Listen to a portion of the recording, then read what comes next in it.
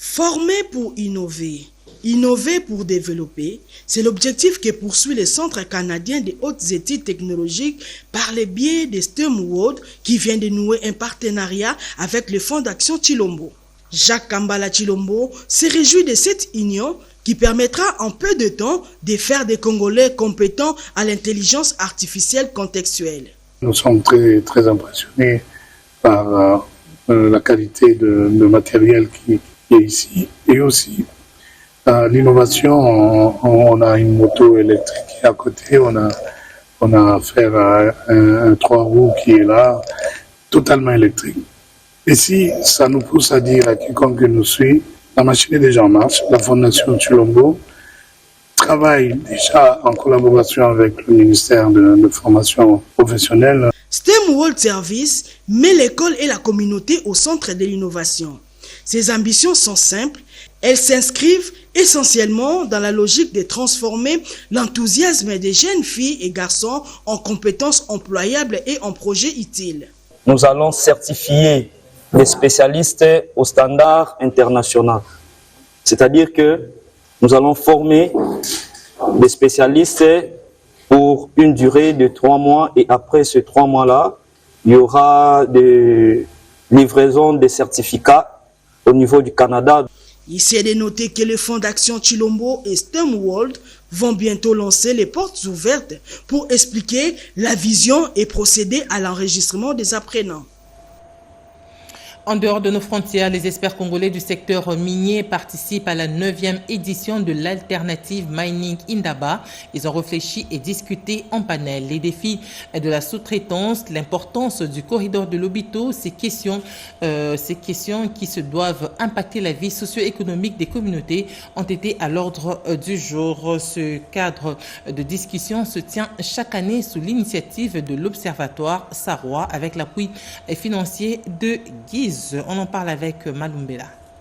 Après la session d'ouverture de la 9e édition de l'Alternative Mining Indaba à mi-RDC 2025, autour des enjeux géopolitiques mondiaux sur les minéraux critiques, les experts du secteur minier issus de la société civile et quelques membres des services techniques du ministère des Mines, ceux de la cellule technique de coordination et de planification minière et de l'ITE, ont décortiqué en panel plusieurs sujets tels que l'impact sur le développement de l'industrie locale. La sous-traitance qui offre autant de possibilités pour la création de la classe moyenne congolaise dans le secteur minier n'arrive pas encore à donner satisfaction. Il y a le problème d'accès aux capitaux pour les entreprises congolaises qui abusent de la main-d'œuvre au niveau des communautés locales. Les projets du corridor de Lobito, les avancées, l'implication de la SNCC dans le processus, les défis pour sa matérialisation ont fait l'objet des discussions. Ce projet-là vise à avoir une voie facile et courte pour exporter les minéraux, mais aussi pour faciliter un développement autour de ce chemin de fer. Des questions autour de la stratégie nationale et la feuille de route de la société civile pour la gestion des minéraux critiques ont été passées au peigne fin. Avec cet argent, nous devons produire de l'argent. Ça, c'est le grand défi aujourd'hui. Oui, la redevance minière, un jour, ça l'arrêtera. Nous entrons maintenant dans une phase où nous demandons aux dirigeants au niveau local de se diversifier, de développer des programmes de diversification. La collecte et l'utilisation de la redevance minière qui doit financer le développement durable des communautés locales impactées par l'exploitation minière ont retenu l'attention des acteurs de la société civile.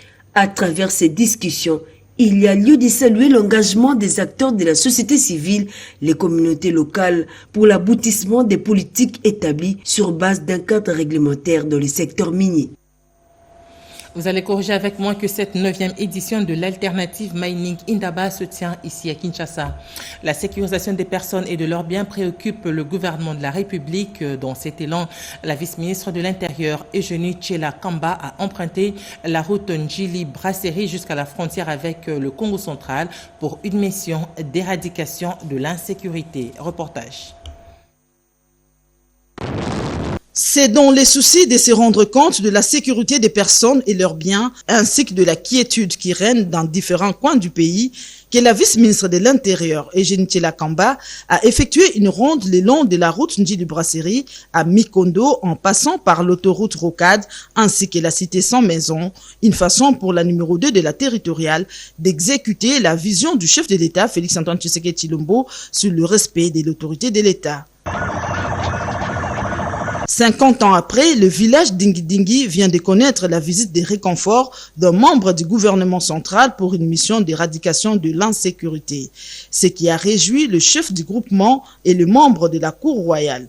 Ils ont également salué les projets de construction des cachots pour accueillir les criminels. Nous avons tenu à ce que Madame la vice-ministre de l'Intérieur descende ici pour qu'elle constate la situation d'insécurité généralisée. La vice-ministre de l'Intérieur, Eugénie Tshilakamba, a prolongé son périple jusqu'à la frontière entre Kinshasa et Congo central avant de chuter au commissariat de la police nationale congolaise du district de Tchangou pour des orientations et des instructions utiles. Et pendant ce temps, le ministre délégué poursuit son itinérance de le Congo central, étape Mbanzangungu et Kasangulu. Eliezer Tamboué veut évaluer et dresser l'état de lieu du patrimoine immobilier des anciens combattants longtemps abandonnés et spoliés. Serge Merlemata. C'est ici, au bureau du district de Cataracte, dans les territoires d'Mbanzangungu, où se trouve également la maison des anciens combattants, que le ministre délégué à la Défense nationale, Eliezer Tamboué, a clôturé sa mission d'itinérance de 72 heures. En ces lieux, le ministre délégué à la Défense nationale a reçu toutes les explications sur le fonctionnement et les difficultés à rencontrer par les administratifs des anciens combattants. Il a été informé et alerté de la situation de spoliation de cet espace appartenant aux anciens combattants. Avant de quitter Mbanzangungu, le ministre délégué à la Défense nationale a visité le rond-point Force publique, ces monuments historiques érigés en l'honneur des anciens combattants. Ensuite, les bureaux des anciens combattants qui se trouvent au village Inkisi. En état de délabrement, ces bureaux est actuellement spoliés par les services d'hygiène. Le ministre délégué à la Défense nationale en charge des anciens combattants s'est rendu à l'école de police de Kasangulu pour une visite de travail, car ces vastes lotissements appartiennent aux anciens combattants. Tous les détails nécessaires lui ont été fournis. Il y a des endroits où les individus sont venus construire sans titre ni qualité. Si vous venez ériger des concessions de maisons dans la concession des anciens combattants, vous avez tout intérêt de prendre des dispositions pour plier bagages et partir. Cette tournée d'itinérance a permis au ministre délégué à la Défense nationale, Eliezer Tamboué, d'identifier clairement et de clarifier la situation sur les patrimoines des anciens combattants. Des mesures concrètes seront bientôt annoncées pour leur récupération. Le désenclavement des milieux ruraux par la construction des ponts, cheval de bataille du ministre d'État du Développement rural. Ingénieur Grégoire Moutombe a dépêché une équipe de l'OVDA en France pour des échanges avec les responsables de la société matière spécialisée dans la construction des ponts. Reportage. Avec les 87 000 km de routes de desserte agricole dont dispose la RDC, le ministre d'État du Développement rural, ingénieur Grégoire Moutombe, est soucieux de la construction des ponts dans les milieux ruraux. Et ce, pour stimuler la croissance économique à travers le transport des produits agricoles. Sur ce, le ministre d'État Mouchaïl a dépêché une équipe de l'Office de voies de desserte agricole en France. Cette délégation, conduite par le président du conseil d'administration, René Ochoudi Olamba, qu'accompagnait le directeur général de l'OVDA, a visité l'entreprise Matière spécialisée dans la construction des ponts. Matière a livré déjà au Congo plusieurs ponts pour l'office des routes. Entre l'office des routes et l'office de voies de desserte agricole, il y a une complémentarité sur le terrain parce que le chef de l'État tient à désenclaver l'arrière-pays. Nous sommes très impressionnés par le contrôle qualité. Dans un autre registre, la population du village Luangué dans la province du Kasaï va disposer de l'eau potable, une denrée rare dans ce coin du pays. C'est grâce au projet PRICE, un projet du ministère du Développement rural. En effet, 2 mois après son passage dans cette partie du pays, le ministre d'État du Développement rural, ingénieur Grégoire Moutombe, avait instruit aux animateurs du dit projet de travailler d'arrache-pied pour soulager la population de Luangué. À ce jour, les travaux de construction du mini-réseau d'adduction d'eau potable dans le village de Luangué dans la province du Kasaï sont achevés à plus de 80% à la satisfaction du du ministre d'État du Développement rural, ingénieur Grégoire Muchail Moutom, et ce, grâce au leadership du chef de l'État, Félix-Antoine Tshisekedi Tshilombo. Bien avant, le ministre d'État Muchail avait inauguré le mini-réseau d'adduction d'eau potable à Kamwesha, dans la même province. Le secteur agricole s'améliore de plus en plus dans la province du Olomami. Le gouverneur Marmon Mbanza Maloumé a réceptionné un lot important d'outils agricoles, une dotation destinée à booster la mécanisation et améliorer le rendement dans cette province à fort potentiel agro-industriel.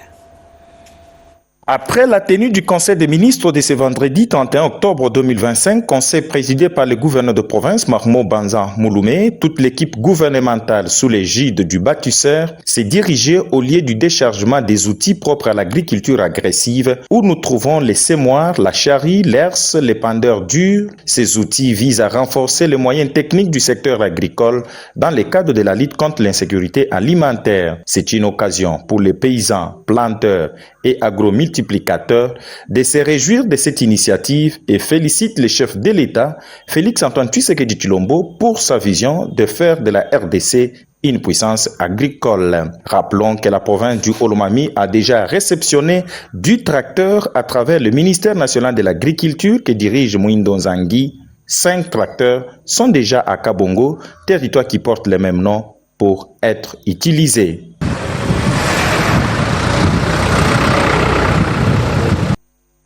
La RDC dispose désormais d'un groupe référentiel national GRH. Ce document rentre dans le cadre de la mise en œuvre des engagements liés à la localisation de l'aide humanitaire. Un atelier de 2 jours a été organisé, soit du 28 au 29 octobre 2025, réunissant les acteurs humanitaires.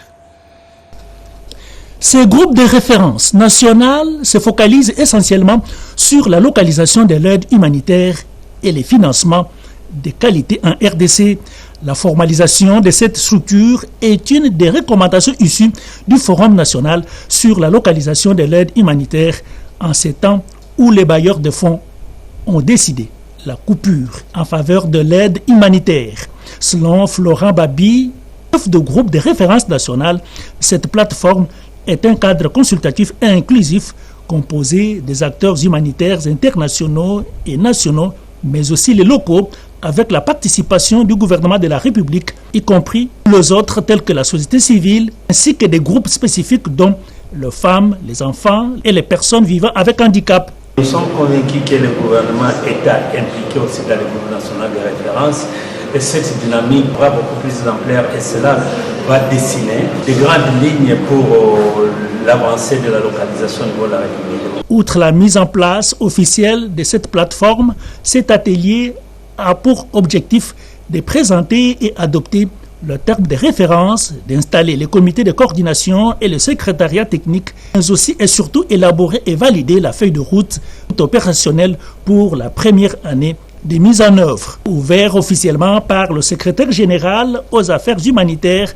ces travaux ont été clôturés par Madame Milandou Monica Victorine, directrice des affaires humanitaires. Lutte anti-érosif à Maluku sur la route nationale numéro 1. Le ministre des Infrastructures et Travaux publics a effectué une descente d'inspection sur le site des travaux anti-érosifs de Langalanga. Une visite de terrain pour évaluer l'avancement des travaux réalisés par l'Office de route. C'est un reportage de Yvette Makoutima. À Maluku, sur la route nationale numéro 1, le ministre des Infrastructures et Travaux publics John Bonzalunda a inspecté les travaux de construction d'un ouvrage anti-érosif au niveau des Langalanga. Ces travaux exécutés par la direction provinciale de l'Office de route de Kinshasa sous la supervision de la direction générale visent à stopper la progression d'une érosion qui menace la chaussée et les habitations voisines. En se rendant sur place, le ministre John Bonzalunda a tenu à s'assurer de la qualité des travaux et à rappeler l'engagement du gouvernement à moderniser les réseaux routiers nationaux. On a construit un collecteur de 657 mètres en 2 phases. La première phase, il était de 500 mètres. La deuxième phase, c'était un avenant sur 157 mètres. Le montant du projet est $1,028 000. Et à ce jour, le taux d'exécution, il est de 97%. dans la généralité. Nous sommes en train de faire des travaux confortatifs, faisant une stabilisation des apports en matériaux sélectionnés et puis les autres travaux des branchements qui sont en train de se fortifier. Il faut noter que nos hommes ont travaillé pendant plus de 6 mois, tenant compte aussi de certaines procédures administratives qui ont rallongé la durée d'exécution de ces travaux. Réalisé en collaboration avec le Bureau technique de contrôle BTC, ces chantiers s'inscrivent dans la vision du chef de l'État, celle d'un Congo doté d'infrastructures durables et sécurisées. Les autorités provinciales du Congo et le Fonds national d'entretien routier FONER se disent satisfaits de l'évolution des travaux sur les 5 projets routiers en cours à Kenge.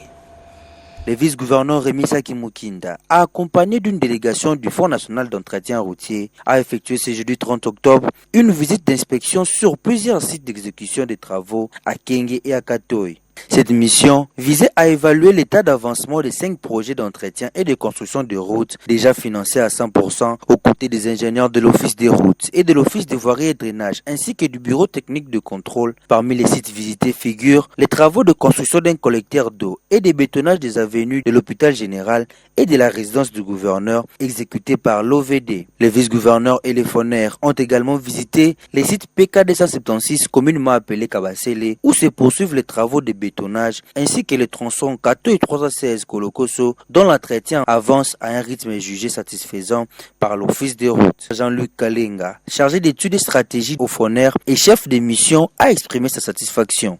La satisfaction est là, mais nous allons réitérer à l'Office des routes de pouvoir achever les travaux qui sont en cours. De son côté, le vice-gouverneur Rémi Saki a remercié le président de la République pour le financement de ces projets. Nous remercions sincèrement FONER parce que sous l'impulsion du chef de l'État, nous avons obtenu les financements pour pouvoir achever les travaux qui avaient été prévus. Cette descente, plus qu'une simple inspection, s'est révélée être une véritable campagne de sensibilisation pour la préservation des biens publics, traduisant la détermination du gouvernement provincial du Congo à accompagner la mise en œuvre de ces projets d'intérêt général. D'ici 2026, la ville de Bunia aura un nouvel aéroport moderne aux normes internationales. C'est le constat fait par le directeur de l'aviation civile en mission officielle en Ituri. L'évolution des travaux de modernisation de l'aéroport de Bunia marche au pas des géants, a confirmé le directeur de l'aviation civile, M. Joseph Kabombo, en mission d'évaluation de ces grands chantiers qui sortent de terre au chef-lieu de l'Ituri. Accompagné du directeur général du Mogabaon, Joseph Elia Kilimali, et du bureau d'études suisse Interplan, il a présenté au gouverneur militaire, le lieutenant général Luboya Kashamadjouni, les rapports préliminaires de sa mission en Ituri. Nous sommes venus évaluer les travaux par rapport aux normes. Aujourd'hui, l'aéroport, ça va aller à 2500 mètres de longueur avec 45 mètres de largeur. Donc, les gens ne se rendent pas compte de ce que ça sera demain. Donc, il faudrait que nous accompagnions la mission, le constructeur, pour que demain l'aéroport soit fait aux normes. Ces projets vont considérablement booster l'Ituri sur le plan socio-économique, a martelé le M. Joseph Kabombo qui appelle la population à les soutenir. Je suis convaincu que d'ici début de 2026, la population de Bunia sera très contente avec l'œuvre qui est en train d'être faite pour l'instant. La stabilité sécuritaire imposée en cette période de l'état de siège en Ituri par les forces armées sous les commandements du lieutenant général Luboya Kashamadjouni a permis au président de la République, Félix Tshisekedi, de matérialiser ses promesses en faveur de la population iturienne à travers le projet des 145 territoires, les projets d'asphaltage de la voirie urbaine, d'électricité, des modernisations des infrastructures routières qui ont connu un franc succès dans cette partie du pays. La délégation syndicale de l'Office de route dénonce le non-respect de l'exécution du budget 2025, une situation qui, selon eux, compromet la mission même de l'Office sur le terrain. D'autres précisions dans ce reportage. Les agents et cadres de l'Office de route tirent la sonnette d'alarme. Réunis à Kinshasa, les délégués syndicaux dénoncent avec force le non-respect de l'exécution du budget 2025 tel qu'adopté dans la loi des finances. Une situation qui freine sérieusement la mission de cette institution publique pourtant essentiel à la réalisation de la vision du chef de l'État sur le développement des infrastructures. Le chef de l'État a une vision. Dans sa vision, l'Office des routes doit l'accompagner partout. Nous nous demandons au ministre du Budget, comme il vient d'arriver, qu'il puisse voir clair avec les amis de la direction de la paix, qu'il ne veut pas appliquer la loi des finances telle que prévue. Puisque c'est la loi qui nous donne, nous les délégations syndicalistes, de revendiquer nos droits. Le FONER nous aide à peine à couvrir 30 km sur les 1000 prévus. C'est une goutte d'eau dans l'océan, déplore un cadre. Pire encore, le retard dans le décaissement paralyse les chantiers, notamment en saison de pluie. Les travaux stagnent au regard de manque de moyens conséquents, constatent ces représentants des travailleurs. Et puis cette parade dans la ville de Bunia, le commandant urbain appelle les éléments de la police à la discipline et au professionnalisme pour sécuriser davantage la population. À l'occasion d'une parade organisée ce vendredi au stade Epoville, le commandant urbain de la police nationale congolaise PNC, en sigle, a salué le travail de qualité accompli par les éléments de la police pour assurer la sécurité des populations et de leurs biens. Le commissaire supérieur Abeli Mwangou, présent à cette cérémonie, a réaffirmé la détermination des forces de défense et de sécurité à faire face à toute éventualité susceptible de déstabiliser la province de l'Ituri. Il a souligné que cette mission ne saurait être accomplie dans une franche collaboration avec la population. Par ailleurs, le numéro 1 de la PNC, Ville de Bunia, a lancé une mise en garde sévère à l'endroit des officiers de police judiciaire OPJ en sigle VRI qui bafouent les procédures judiciaires en vigueur en violation flagrante de la loi. L'OPJ est tenu de respecter la procédure.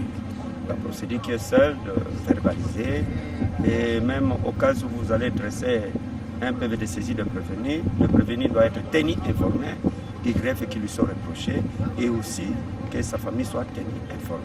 Et un OPJ qui ne sait pas se comporter de cette façon-là, il doit subir la rigueur.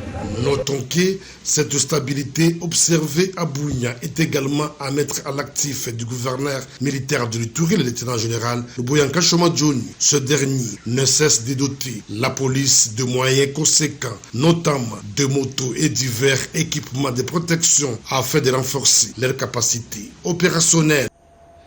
À 2 mois des festivités de fin d'année, la police nationale congolaise appelée à garantir la quiétude de la population. C'est en ce terme que le commissaire général de la PNC, le général Benjamin Alongaboni, a donné l'ordre aux commissaires provinciaux d'organiser une traque sans merci contre tous ceux qui troublent l'ordre, qui troublent la paix sociale.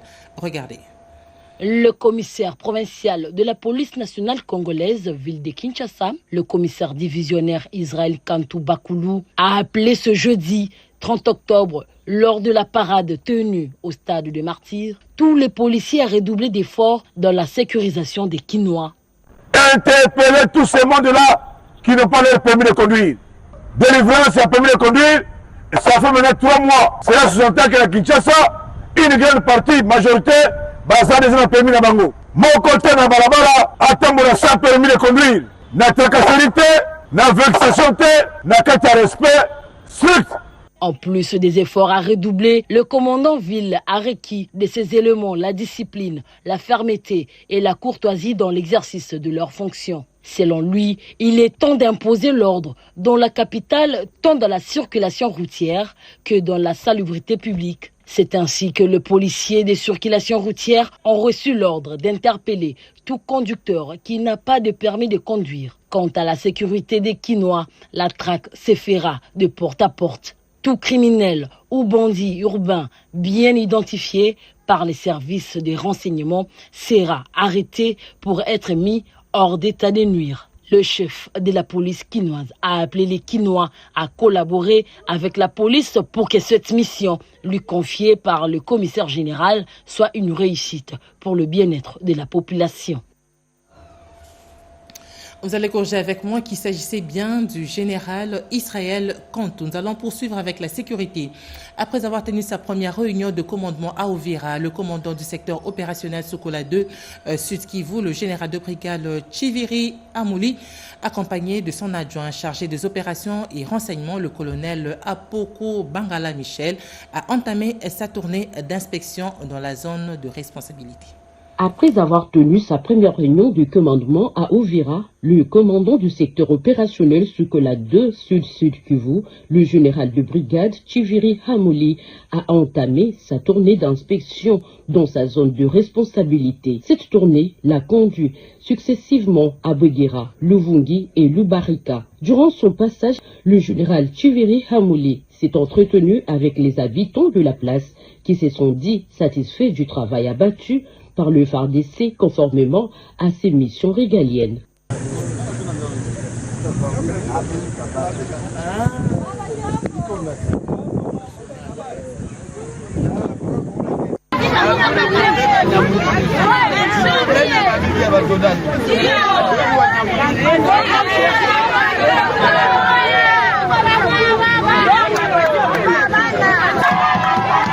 Ne jurant que pour la paix et la stabilité dans la zone, le commandant du secteur opérationnel Sokola 2 Sud Kivu a rehaussé le moral des militaires engagés dans les opérations afin de barrer la route aux envahisseurs du siècle, le RDF, avec leur brigade avancée du M23 AFC et de repousser loin cette menace jusqu'à son dernier retranchement. Rappelons que cette visite intervient dans le souci de garantir l'efficacité et le moral des militaires dans les opérations. Parlons à présent de cette reprise à la morgue centrale de Kinshasa, ex-Mamaimo. Par arrêté du gouverneur de la ville de Kinshasa, un nouveau comité a été installé ce vendredi dernier 31 octobre à la tête de la morgue centrale de Kinshasa. La cérémonie des remises reprises s'est tenue en présence des agents et cadres de cette structure. Le nouveau directeur, Théodore Mukendi Chefou, a officiellement pris ses fonctions. Il sera secondé par José Casimir, directeur adjoint chargé des questions techniques, et Freddy Champa, directeur adjoint en charge des questions administratives et financières. Dans son allocution, le nouveau directeur a exhorté les agents et cadres à travailler main dans la main pour relever les nombreux défis auxquels la morgue centrale fait face. Puisque nous sommes une entité autonome, le chef nous a recommandé, a donné des orientations, comme je viens de les énumérer, et a insisté sur l'encadrement des recettes, de façon à ce que ces recettes puissent nous aider à pouvoir faire face à tous ces défis qui sont devant nous. Notamment, vous avez vu, vous avez senti l'odeur qui est là, il faudra qu'on cherche comment tester réhabiliter les chambres froides, il faut qu'on cherche comment trouver des partenaires. Le gros plan que nous pourrions vous présenter, c'est après échange, après prise de connaissance en profondeur de tout ce qu'il y a comme, tout ce qu'on fera après l'état des lieux. C'est l'état des lieux qui pourra nous donner un chemin, nous montrer quoi faire pour pouvoir classer les priorités. Cette nouvelle équipe a pour mission principale de réhabiliter les infrastructures, rechercher des partenaires pour la modernisation de la morgue, assurer une meilleure gestion des ressources financières et réorganiser la structure dans tous les domaines afin de la remettre aux normes. La mutuelle de santé des enseignants de l'EPSP, MESP, a officiellement lancé ses activités dans la province du Kasaï central. Cette cérémonie de lancement officiel de la mutuelle des enseignants de l'EPSP au Kasaï central 1 s'est déroulée en présence des enseignants, des syndicalistes, des autorités éducationnelles, les membres du gouvernement provincial et de la délégation nationale de la MESP, des agents et cadres de la coordination provinciale. Une cérémonie présidée par le gouverneur du Kasaï central, marquée notamment par l'inauguration du bureau des représentations de la MESP mutuelle agréée en province, la remise des cartes MESP aux affiliés, la signature des contrats avec les formations sanitaires et la présentation du coordonnateur provincial de la MESP. Le secrétaire exécutif national, Sœur Marie-Faustine Beloko, a salué l'engagement du président de la République, Félix Tshisekedi, qui fait du bien-être des enseignants son cheval de bataille. Il souhaite aussi de rappeler que cette effectivité du décaissement porte ainsi haut l'étendard de son Excellence Monsieur le Président de la République, chef de l'État, Félix Antoine Tshisekedi Tshilombo, garant de la quête perpétuelle du bien-être de l'enseignant congolais. Ainsi, par son action dans les domaines de la santé, la MESP accompagne le Président de la République dont la mise en place de la couverture santé universelle. Le gouverneur du Kasaï central, Joseph Moïse Kamboulou, rassure quant à son accompagnement par le gouvernement provincial.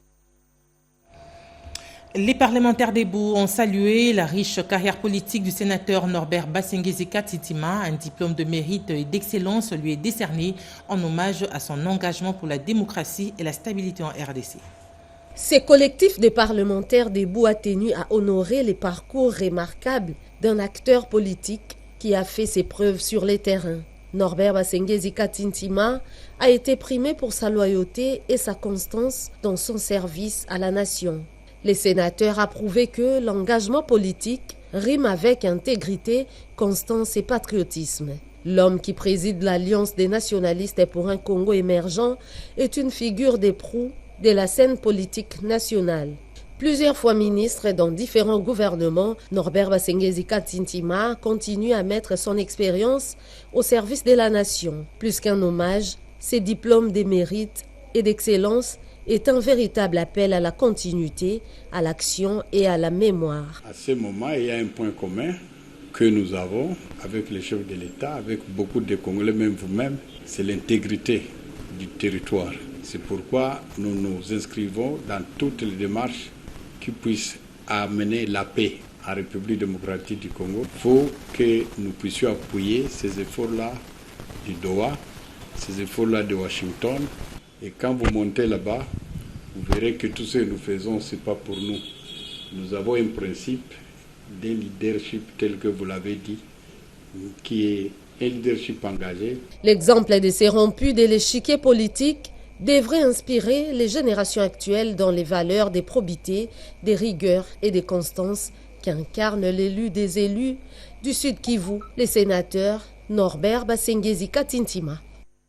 Nous allons clôturer ce journal avec l'ISAM Kinshasa qui a clôturé la semaine scientifique, une semaine qui avait des activités qui avaient pour but de préparer les nouveaux étudiants à affronter la vie estudiantine. Béatrice Chaco pour le reportage. Tout est bien qui finit bien, dit-on. La semaine scientifique a vécu et les apprenants ont bénéficié de ce qu'il leur fallait pour un bon décollage de plein pied dans l'année académique 2025-2026. La méthodologie du travail universitaire, comment réussir son parcours académique, l'inclusion scolaire, l'orientation et projets professionnels, la santé et le bien-être, les notions de l'assainissement ont constitué les principales matières de la dite semaine. La DG d'ISAM Kinshasa a exprimé toute sa satisfaction quant à ce et a invité les étudiants à se consacrer dès ce lundi 3 novembre 2025 à l'étape du travail rigoureux, de concentration et de l'excellence. En franchissant ces portes, vous avez choisi d'embrasser une noble vocation, celle de cultiver l'intelligence, l'ingéniosité et la créativité au service du progrès de la société. Nous avons mis cette année sous le signe de l'excellence. Et vous devenez des ambassadeurs et des ambassadrices de rigueur et d'innovation que vous êtes appelés à poursuivre et à enrichir. Dans tout ce que vous allez faire, mettez-y du sérieux. Prêt à accompagner, à guider et à soutenir les étudiants à chaque étape de leur parcours d'apprentissage au sein de l'ISAM Kinshasa, le secrétaire général académique, le corps professoral et l'ensemble du personnel ont promis d'être leurs facilitateurs, mais seuls les étudiants, eux, doivent se sentir les maîtres d'œuvre de leur succès. Et c'est par ici que nous mettons un terme à cette livraison de l'actualité sur la télévision nationale congolaise, un journal réalisé par Simon Kankolongo et Papi Nguinamaou. Didier Diawa était à la prise de son. Ce journal était réalisé par Nana Mouzazelo. L'information continue sur nos antennes en français et dans les 4 langues nationales. À 20h, Sandrine Guitabou.